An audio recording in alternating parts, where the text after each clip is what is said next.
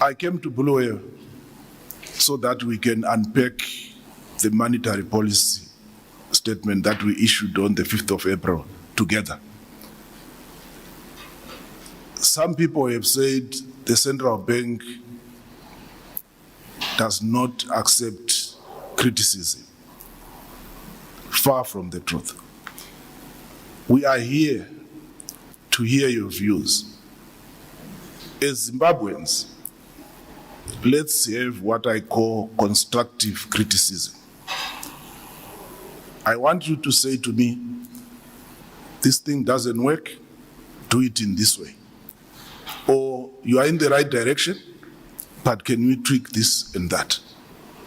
But if you just say it doesn't work, and then you don't tell me what to do, so what are we supposed to do? Stay the course where we were? We know that we're not moving in the right direction. So I'm hoping that from this meeting, we are going to have meaningful dialogue, criticism. Tell me what is wrong. I will accept. Tell us what needs to be done, and we'll go to the central bank and work on it. Let's work together as Zimbabweans to make this work.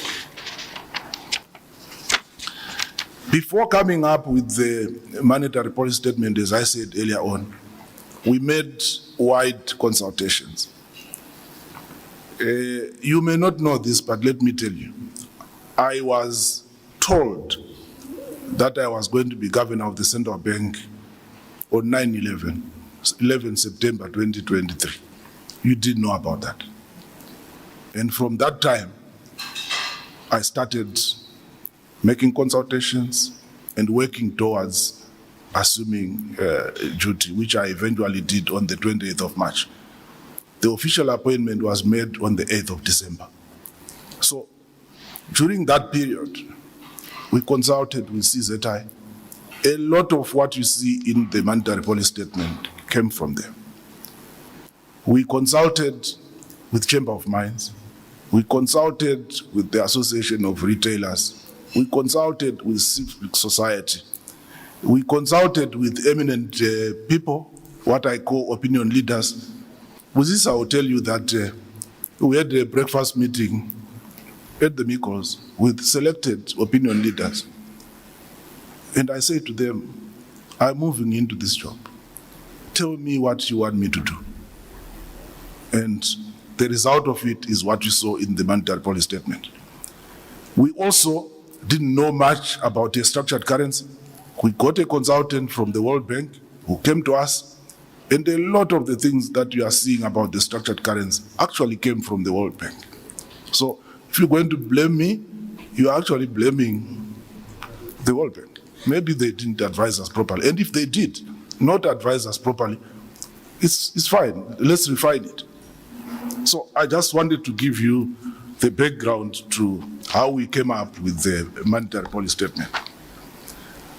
I did not have a prepared speech, because what I want to do today is to say what we have done, why we did it, and the feedback that we have received, and try and clarify, because there have been some misconceptions in terms of, number one, what is it that we're trying to achieve? And number two, this animal called ZIG that we have introduced, is it really backed by anything? Is it going to work? Is it the right thing? Is the exchange rate right? And so forth. So those are some of the things I'm going to try and unpack for you. And I know we're going to have panel discussions later on, where again more questions are going to be posed, and I'm here to answer them to your satisfaction. If I can't answer them, I will undertake to go and look at it and see how we can address them. First of all, as His Worship the Mayor pointed out,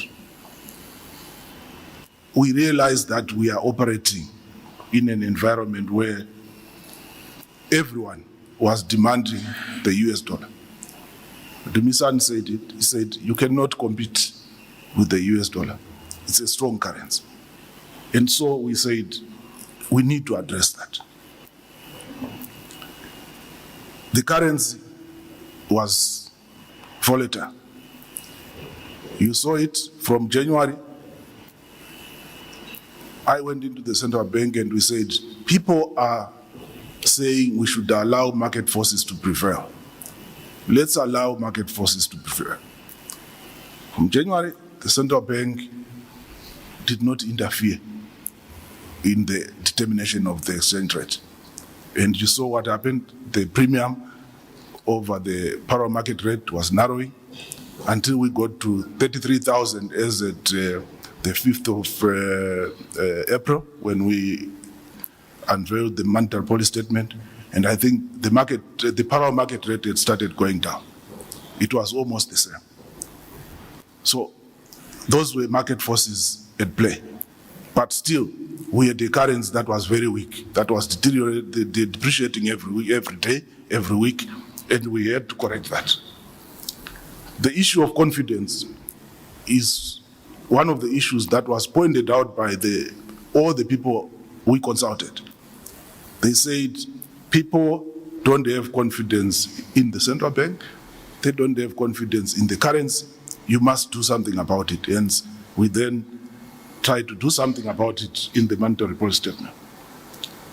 The issue of reduced demand for the local currency. It's all very well to have a local currency, but if your people are not using it, then it's not going to go anywhere. The only people who were forced to accept the local currency were the city councils, as you say, Yosh, and the supermarkets. The rest of the economy was doing what it wants. So we asked ourselves the question, how do we create demand for the local currency? Without forcing people. You don't force people to accept your currency. They must accept it on their own. And hence the measures that we came up with. Then there was also the issue, again pointed out by the people that we consulted, of excessive money supply growth. And I think I did say in my presentation of the monetary policy statement that if printing money could make nations prosperous, there would be no poor nation. But we've learned our lesson. We, at one time, were talking of trillions of dollars as banknotes, and again, we were again heading in that direction. And so we needed to come up with a policy that addressed that issue. Then there was also the issue of reserves. For a currency to be worth its value, it has to be backed by reserves. Our reserves had been seriously depleted. If you looked at the amount of money in circulation versus the reserves that we had, it was only a tiny fraction. And hence, our currency was in free fall because it didn't have the necessary support. So we then came up with the objectives to say, given that, what is it that we want?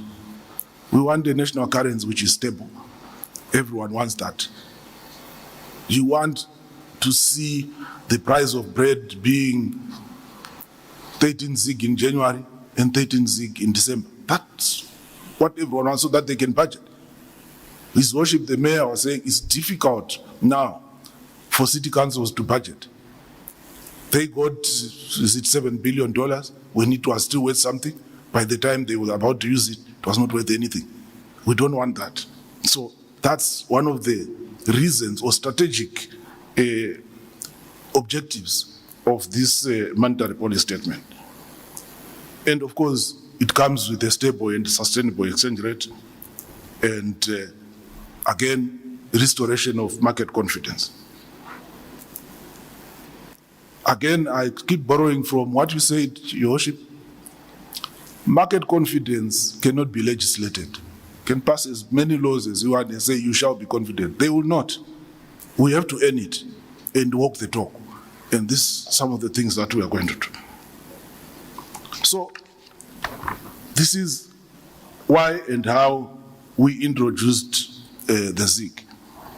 But first of all, let me address the issue which Dumisani raised on the exchange rate, to say we pegged it too low and therefore Our currency is now the strongest in SADC, and it makes everything uncompetitive. Yes, he is right. But in arriving at the starting exchange rate, we looked at the interbank rate that was prevailing on the day we introduced ZIG, which was about 33,000. Because ZIG is currently predominantly anchored by gold, we looked at the gold price, London PM fix for the 4th of April, and using those factors, we came up with the conversion factor of about 2,500 ZWL to ZIG. Now, what Dumisani probably missed is that, number one, ZIG is not 100% backed by gold. We made that very clear in the monetary policy statement. ZIG is based by gold, other precious minerals that we are collecting as royalties, and foreign currency balances in our Nostro account at the Federals in New York. So, while the starting exchange rate may have been influenced by the price of gold, going forward, we did say that the exchange rate for ZIG to other currencies is going to be market determined. And this is what has happened from the 8th of April when ZIG started trading against the other currencies up to now. The banks have been quoting bid and offer rates based on demand from their customers from the market. And the exchange rates that we have seen have not been influenced at all by the central bank, have not been influenced at all by the price of gold. In fact, what we are doing as the central bank is that in the background, we are running a scenario where we are saying on any particular day, what is the gold implied exchange rate? What is the reserve basket implied exchange rate? Just to, so that we, and meanwhile, we are watching what is happening in the market. And you'll be pleased to know that there's not much disparity between what we are seeing happening under the gold implied exchange rate and the basket implied exchange rate. There's a difference, but not much. And we are monitoring that. So going forward, the exchange rate will continue to be market determined, supply and demand. When the demand for ZIG increases, it may be inevitable that ZIG will continue to further strengthen, and I'll touch on that. So, Dumisan, the exchange rate has not been determined by the central bank, it's been determined by the market, and will continue to be determined by the market going forward. Yes, like any central bank, from time to time, because we are running this model in the background, we will intervene if we see that the rate is going out of kilter. And how do we intervene? We either sell, go in the market and sell US dollars, or go in the market and buy US dollars. The other issue that has been raised, I've been reading social media and so forth, people don't believe that we have the reserves. We did say that on the day that we introduced ZIG, we had 2.5 tons of gold, which were worth about 185 million at the price ruling on that day. And we had just over 100 million US dollars in Nostro balances, making a total of 284 million. Out of the need to make you believe that this is what is there, I requested His Excellency the President to say, please come to the Central Bank on the 4th of April. We opened the vaults for all to see. This has never been done in the history of the Central Bank. But we know that there are doubting Thomases out there, and we opened the vaults for all to see. Granted, there's not too much gold. I'm sure, Excellent the Mayor, if you were a miner, you could probably make more than a ton yourself a year. But that's where we are starting from. We have reserves of 285 million US dollars comprised of gold and cash. But what we also must consider is that the total amount of Zimbabwe dollars in circulation as at the 5th of April, when we introduced the new currency, was 2.6 trillion Zimbabwe dollars. Convert that at the exchange rate of 33,000, it was coming up to just over 80 million US dollars. So, forget about the gold if you think it was stolen, of which I don't know of any gold that was stolen, but let's forget about it. Just focus on the cash. We have 100 million US dollars cash, and we have local currency worth $80 million. What that means is that if the central bank wanted, we could buy all your ZiG, all of it. You remain with nothing, give you your US dollars. Therefore, we are more than covered just from a cash perspective. If you then add the gold, we are more than 3 times covered in terms of reserves. And that is what anchors a currency. And we did make an undertaking in the monetary policy statement that we are not going to increase the amount of money in circulation until and unless we have enough reserves to back that currency. So you are not going to see an increase in money supply, which is not followed by a concomitant increase in reserves. And we are going to walk that talk. How are we going to make sure that happens? I think someone leaked an internal memo that I sent to staff at the central bank. And from that, you would have seen that we have already established a committee that is looking at everything that we mentioned in the monetary policy statement and saying, are we in line? If we are not in line, what is it that we must do immediately to correct it? Every day, I get on my phone, we've created a dashboard which tells me what is the market position in terms of liquidity versus our reserves. What is the price of gold today? What is the price of other commodities? And what is our exchange rate as determined by the market? How far are we? How much Forex did we buy from surrender today? How much did we sell into the market? And how much have we used to build our reserves? Because again, the question that keeps coming up is that, okay, you are starting with 285 million in reserves. What next? His Excellency, as far back as last year, directed that instead of royalties from miners being paid to Treasury, they are now supposed to be paid to the central bank. So if you are a gold miner, you pay your royalties in kind, the gold comes to the central bank. If you are a platinum miner, you give us platinum, that comes to the central bank. If you are lithium, the same.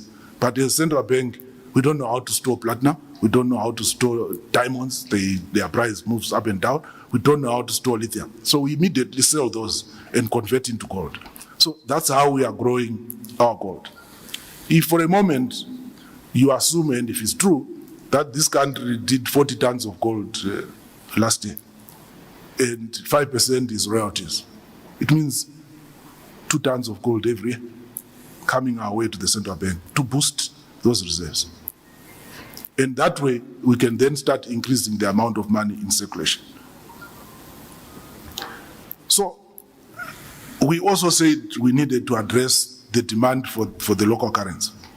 And we negotiated with the Treasury to say, if you as government are not accepting your own currency, how do you expect the generality of Zimbabwe to accept it? And they said, fine, we are happy to do that. Currently, Zimbabwe is trading at between 80 and 85% in US dollars. and 15 to 20% in local currency. Treasury said we will agree that 50% of QPT payments are made in local currency. So they are already ahead. We as the central bank had given them our rough roadmap towards de-dollarization. We had said we're on 80-20 now.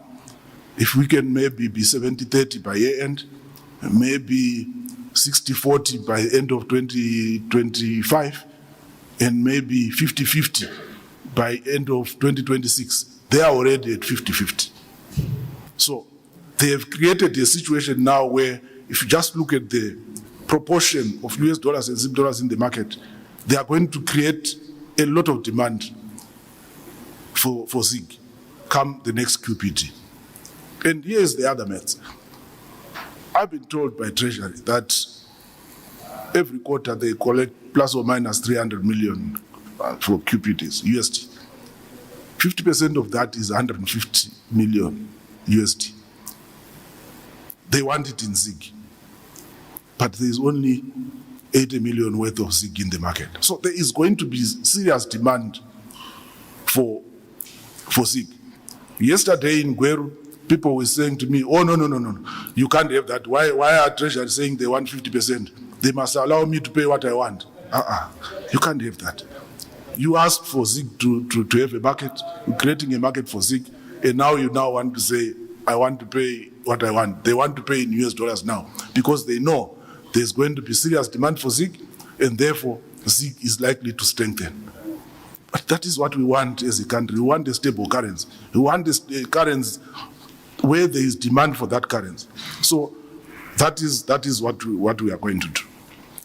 The other issue which has been raised is that the central bank is a piggy bank for government. They will come in and take the money when they want, and they will order us to give them the money, and we will say nothing. Well, again, those are perceptions, and nothing can be further from the truth. I think I have been on record for saying, when I went into the central bank, I was also of the same impression. I looked at the books, looked back to say, show me the overdraft of Treasury in the Reserve Bank over the past month, over the past year, over the past 2 years. Nothing. Treasury has not borrowed from the central bank at all.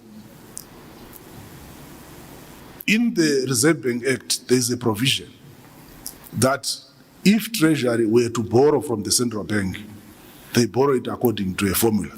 But we are not necessarily going to apply that formula because, again, as I've said before, the way Treasury approaches us as their banker is the same way you approach your bank. You cannot go to your bank manager and say, I demand that you give me $100,000 overdraft. They'll just open the door for you and show you out. Same story with us. If there is a genuine need, for example, for Treasury to borrow, let's assume it's 10 days before QPT and they need to pay wages and we know exactly what they are going to collect. Like any bank, I'm coming from the banking sector. I'd look at it as a credit proposal and approve it on that basis because there is a source of repayment in sight. But again, they have never borrowed from the central bank and I don't expect them to. So I thought I would also dispel that notion. Same applies to, is the central bank independent or not independent? The functions of the central bank are clearly spelled out in the Banking Act. Yes, we report to His Excellency the President. Before presenting this monetary policy statement, I took it to His Excellency the President and said, this is what we want to do. And he said, yes, that is what you must do. And this is what I actually want you to do. So if he has said to me, don't print any money unless you have reserves, why would he then say print money, you don't have reserves? He is the one who gave me that instruction. So I just thought I would also make this clear. So My appeal to you as the Bulawayo communities, can we please give this new aircraft a chance? The pilot is new.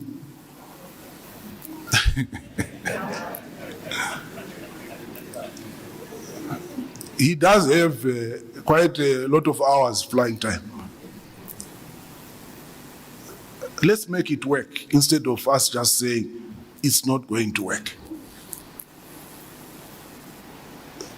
The reason we came down to Bulawayo is for us to unpack it and also to explain the features of everything, because we have been accused as the central bank that we just tell people in Harare what it is like.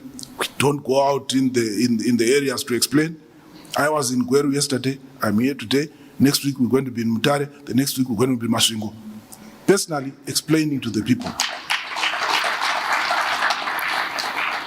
Over and above that, you are going to be seeing there's a local radio here, radio station. We're going to be unpacking the monetary policy statement on that station. Local newspapers in the region, Radio Zimbabwe. Even our own people, including the Minister of Information, has volunteered to say they are prepared to go and spread the message about ZIG. Another question, why are the ZIG notes and coins not yet in circulation? Big question, that one. Again, when you introduce a new currency, if you're just going to dump it on the people without explaining it, it won't fly. There are a lot of unscrupulous people out there who can go to a rural area and convince someone that this is the new ZIG when it's not. And the poor peasant parts with a beast, a goat, a hen, and it's not fair. So we said, let's give it time. The electronic ZIG is already there. Your accounts have all been converted to ZIG. But the money ZIG is coming on the 30th of April after we have fully explained the features of that currency. And we thought it's only right to do it that way.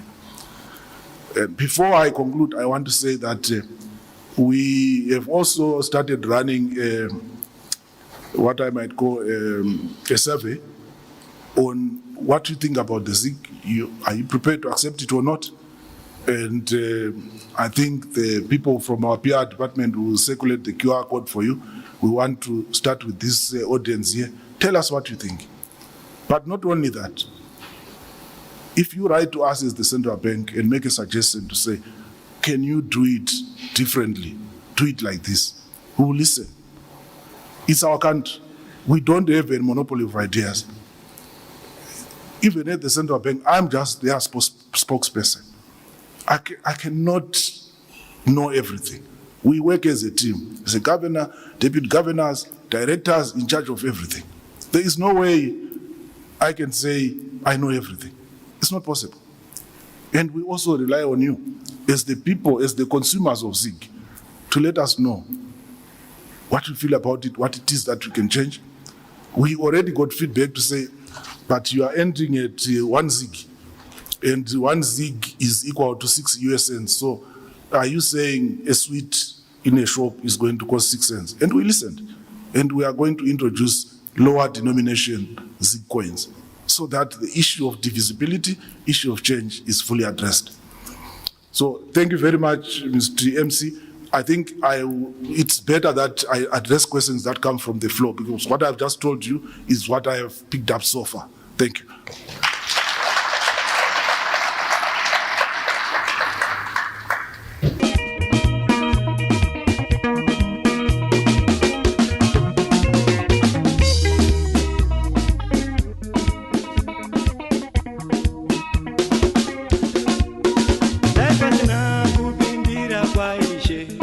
Chokwadi pasi pano